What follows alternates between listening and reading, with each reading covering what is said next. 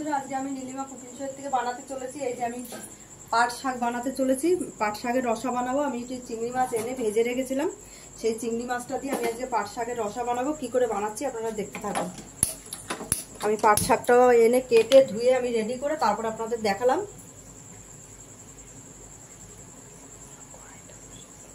আমি কড়াইটা বসিয়ে দিয়েছি, কড়াইটা গরম হলে তেল দিয়ে দিচ্ছি। আর এই যে আমি রসুন থেতো করে রেখেছি, আর এই যে কাঁচা লঙ্কা আমি চিড়ে রেখেছি, আর দেবো আমি গোটা জিরা ফোড়ন,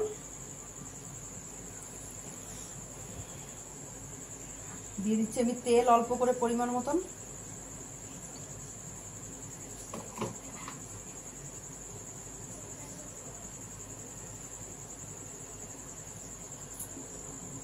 গোটা জিরা তেলে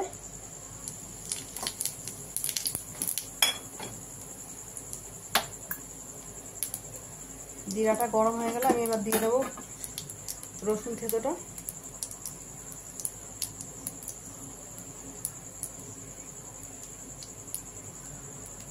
এবার আমি দিয়ে দিলাম রসুন থেতোটা।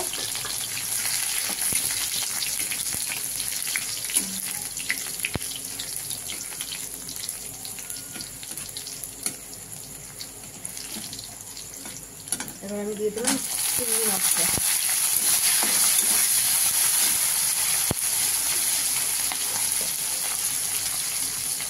আমি পরিমাণ মতন দিয়ে দিলাম নুন,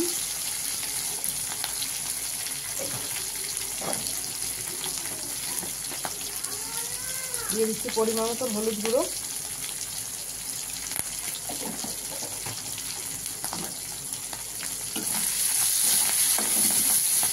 এটা কোনো মশলা লাগবে না, খালি রসুন থেতো আর এই কাঁচা লঙ্কা আর নুন হলুদ।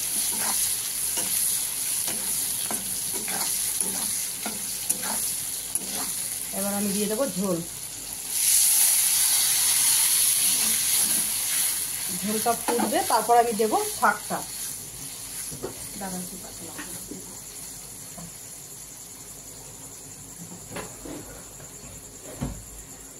আর অল্প করে পরিমাণ মতো জল দিয়ে দিলাম, শাকটা সেদ্ধ করার ব্যাপার আছে।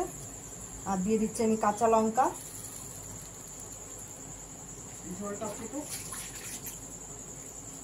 ঝোলটা ফুটলে আমি শাকটা দিয়ে দেবো। এবার দিয়ে দেবো ঢাকা।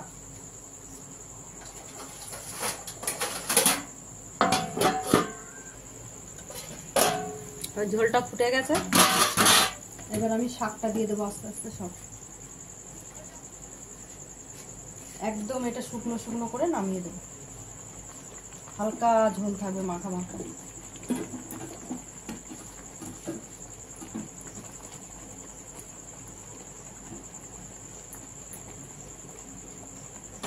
এবার দিয়ে দেবো ঢাকা।